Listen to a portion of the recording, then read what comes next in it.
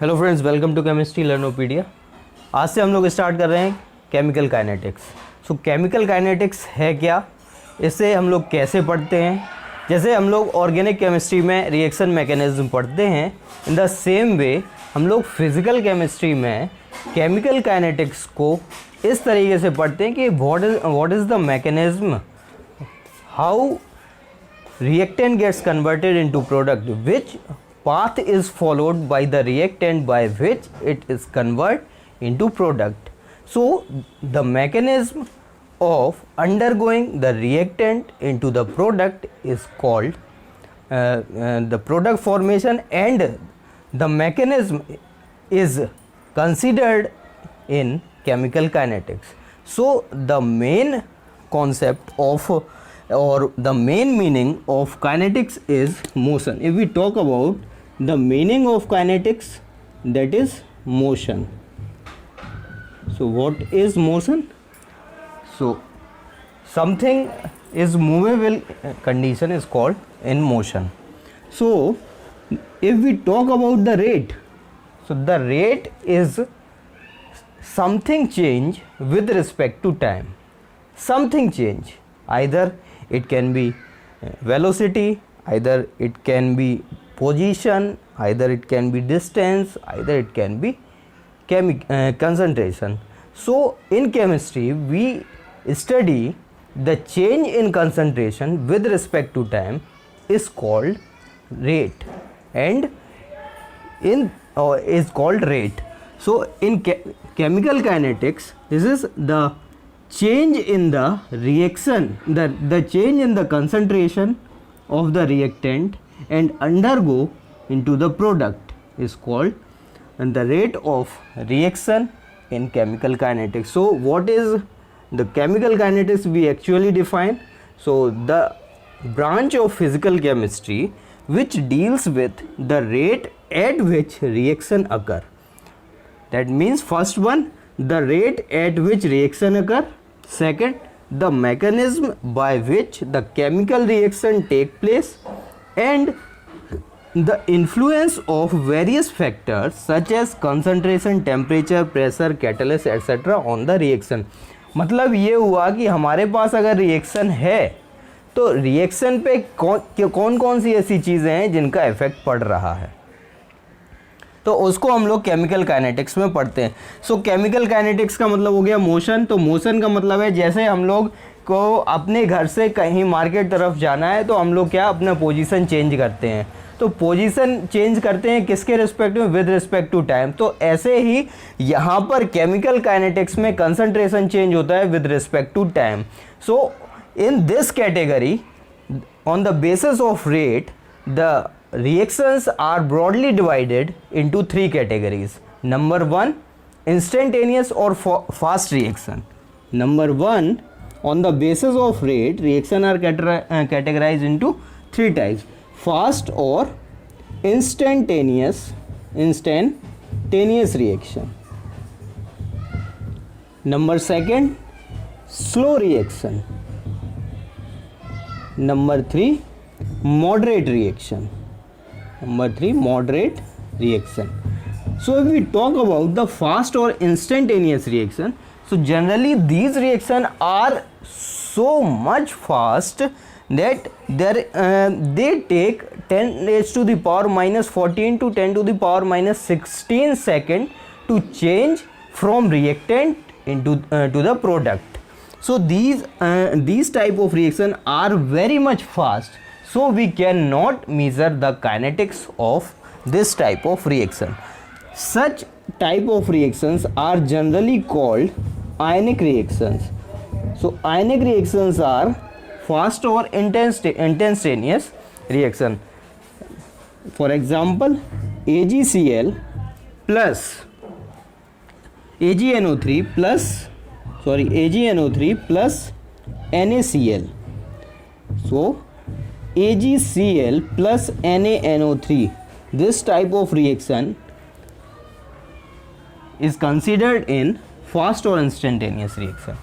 Slow reaction इतनी ज़्यादा slow हो जाती हैं कि उनको भी मीज़र, उनका जो काइनेटिक्स होता है वो हम लोग मीज़र नहीं कर पाते हैं। इन ऐसे टाइप की जो रिएक्शन होते हैं उन्हें महीनों महीनों लग जाते हैं। तो ऐसे रिएक्शन हमारे इंडस्ट्रियल पर्पस से नॉट मच सूटेबल। सो ऐसी रिएक्शंस को भी हम लोग यूज़ नहीं करते हैं जनरली इंडस्ट्री में या फिर अपनी लैब में। So this type of reaction are called slow reaction. For example the formation of water 2H2 plus O2 at room temperature,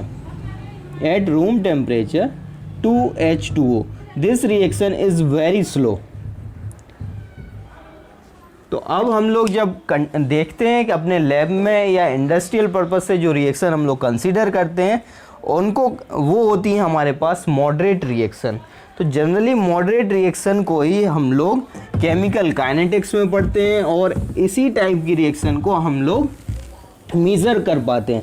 moderate का मतलब है ना तो ज़्यादा स्लो और ना ही ज़्यादा फास्ट, यानी between the above two. That means between the above two means these are between instantaneous reaction or very slow reaction। So the example of decomposition of hydrogen peroxide, decomposition of hydrogen peroxide into hydrogen and oxygen, is called water। the decomposition water हो गया 2H2O and O2। This reaction is moderate reaction। Decomposition of nitrogen pentaoxide, nitrogen pentaoxide N2O5, so N2O4 plus O2, this is also in moderate reaction, Now what is the rate? So this on the basis of rate we have three type of reaction: very fast, very slow and moderate. So what is rate? So now come to the reaction. If we have a reactant, it is converted from product to reactant. So the rate is equal to the change in concentration,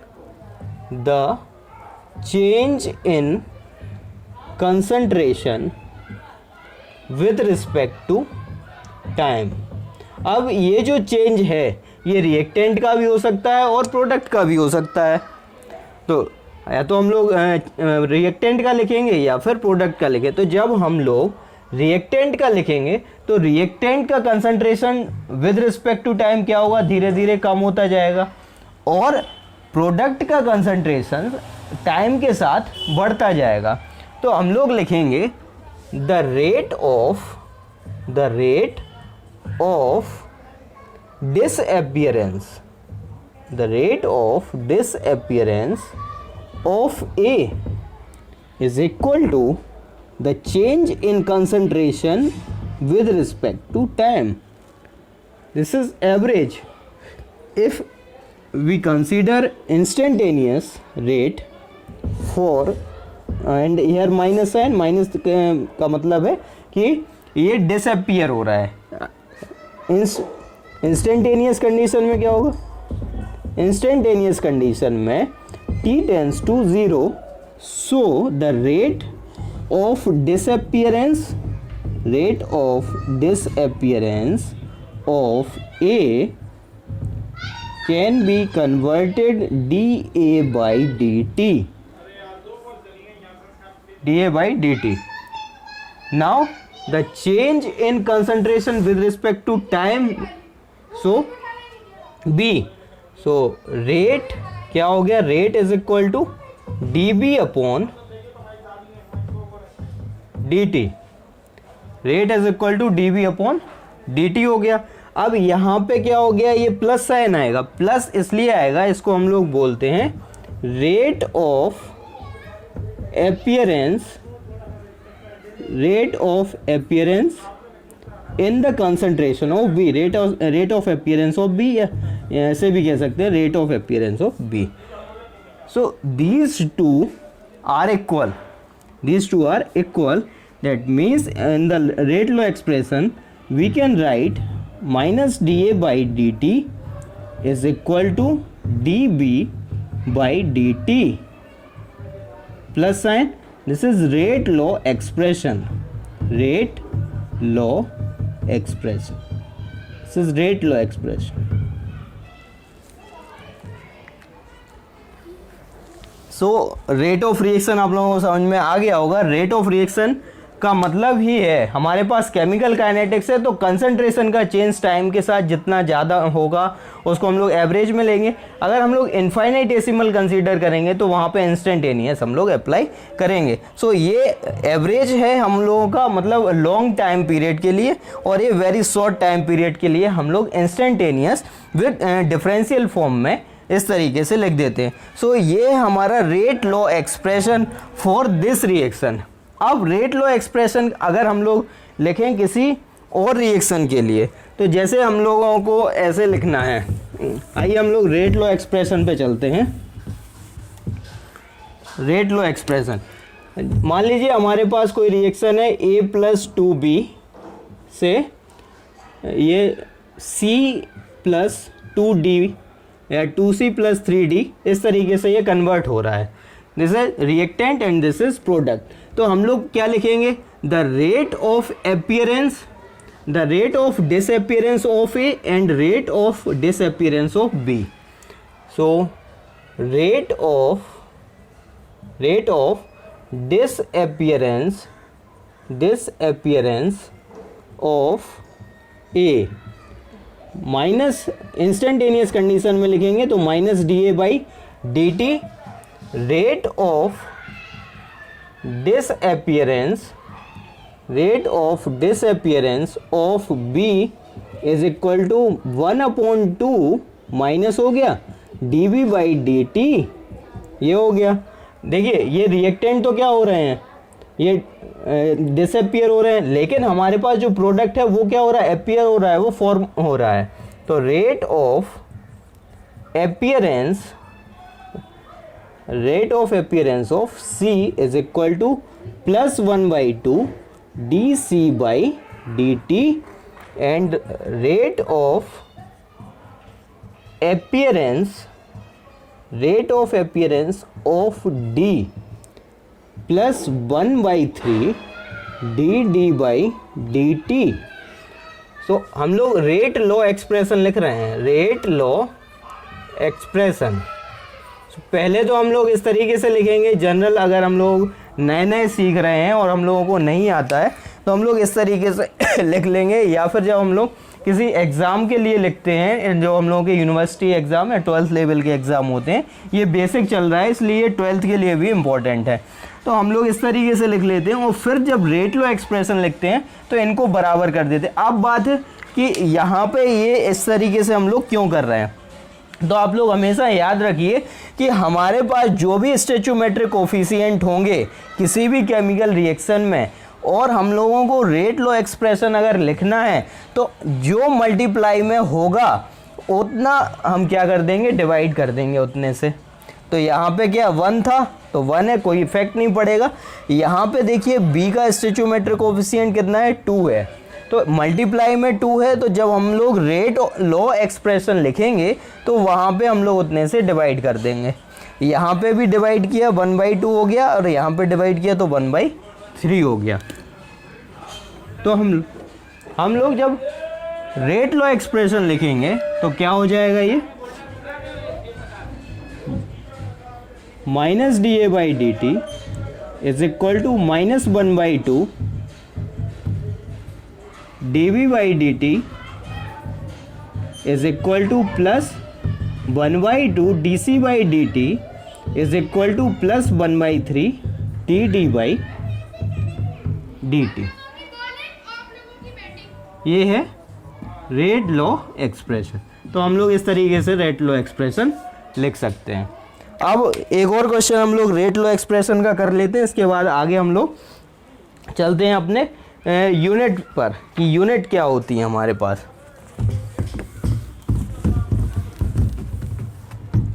देखिए अगर कोई reaction इस तरीके से है 1/2 A plus 3C 3B is equal to 4C plus 1/3D।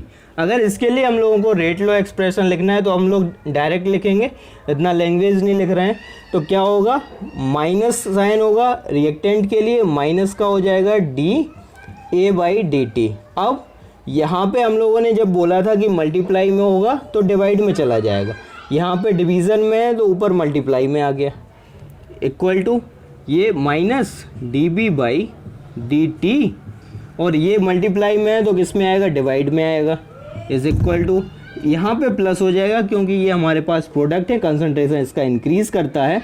सो ये हो गया 1/4 dC/dt is equal to plus, अब देखिए ये डिवाइड में है तो किस में चला जाएगा, मल्टीप्लाई में, dD/dt। सो ये हो गया rate law expression for this reaction. तो ये आप लोगों को समझ में आ गया होगा, इतना आप लोग नोट कर लीजिए। सो हमारे सामने एक क्वेश्चन लिखा हुआ है, लेकिन इससे पहले हम लोग यूनिट देखेंगे।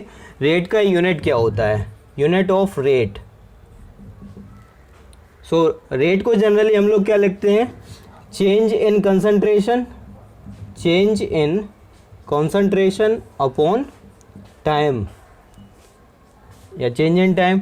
तो change in concentration, so change का तो कोई मतलब नहीं, कंसंट्रेशन यूनिट हम लोगों के पास क्या होता है, कंसंट्रेशन का यूनिट होता है मोल पर लीटर, एंड टाइम का सेकंड भी हो सकता है, मिनट भी हो सकता है, और आवर्स भी हो सकते हैं। सो मोल पर लीटर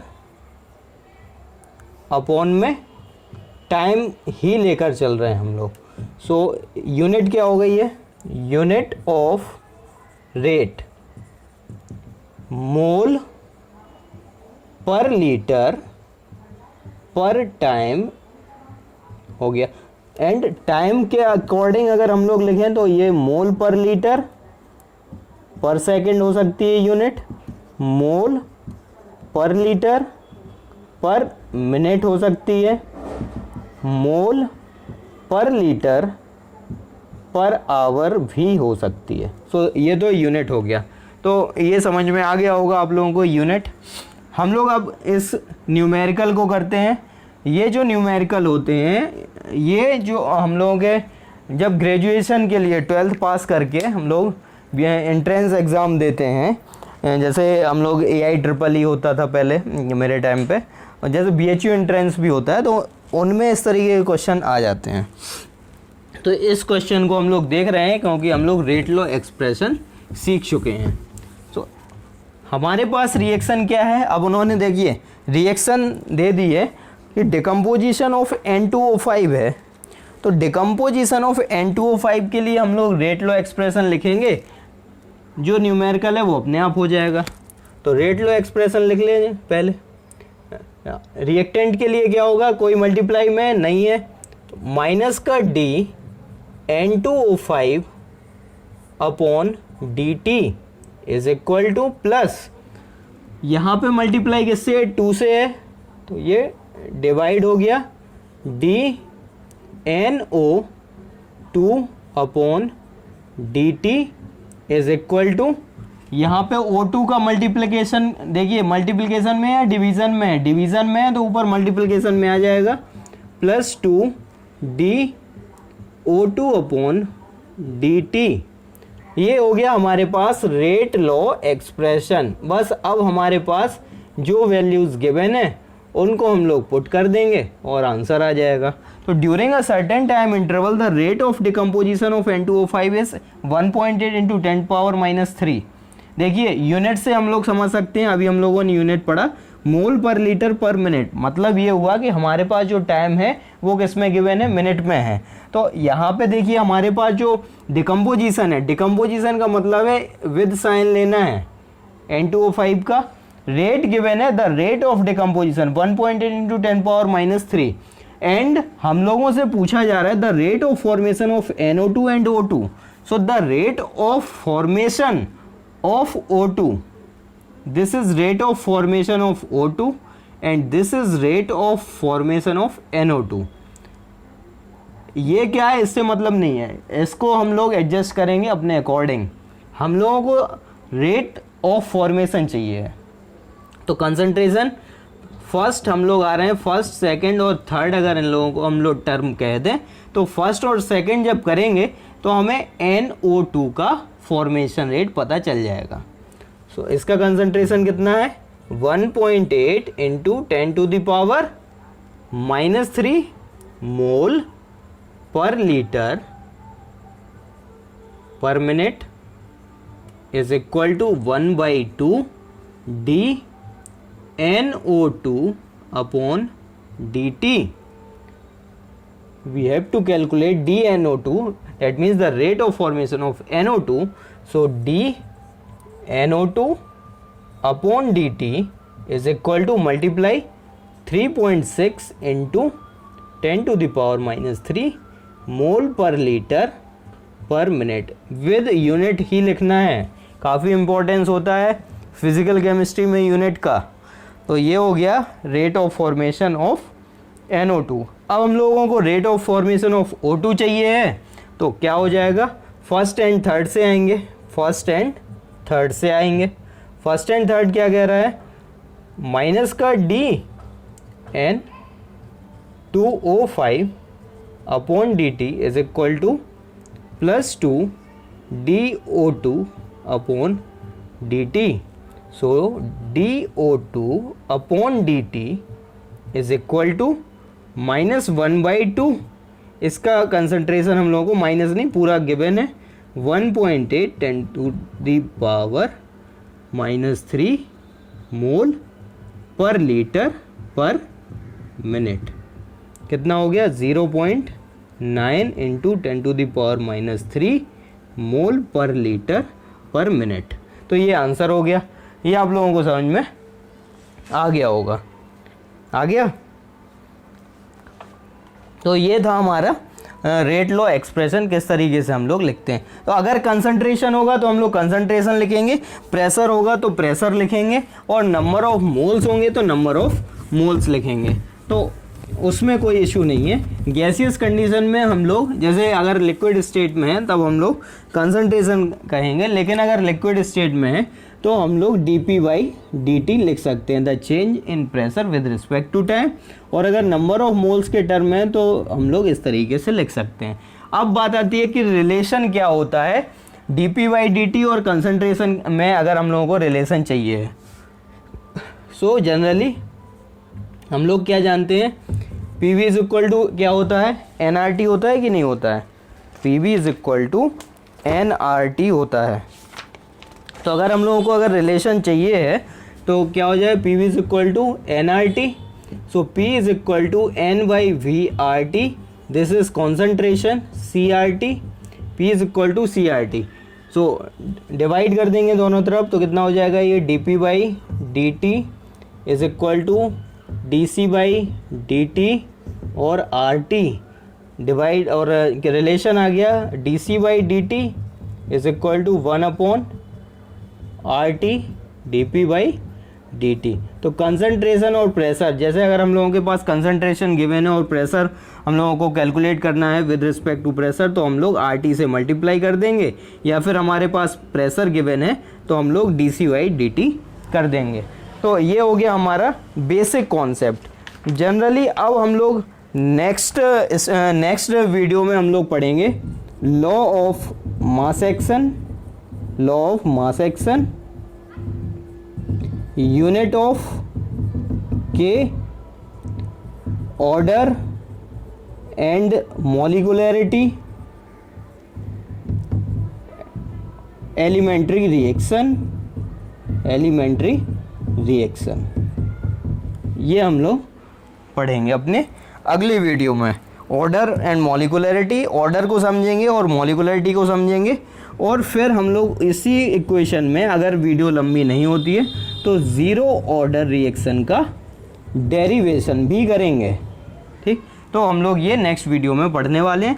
धीरे धीरे हम सारी चीज़ें कवर करेंगे, और एक एडवांस बिल्कुल बेसिक से लेके एडवांस लेवल तक, दैट मीन्स हम लोग 12th लेवल से स्टार्ट करके पूरा CSIR नेट लेवल तक चलेंगे। तो ये हम लोग का एक बात समझिए कि केमिकल काइनेटिक्स की सीरीज़ स्टार्ट हो चुकी है और जल्द से जल्द इसको एडवांस लेवल तक पहुंचाने की कोशिश करेंगे और उनसे रिलेटेड प्रीवियस ईयर के क्वेश्चन करेंगे। सो अगर आप चैनल पर नए हैं तो चैनल को सब्सक्राइब करें और अगर वीडियो अच्छी लगे तो लाइक करें। Thanks for watching.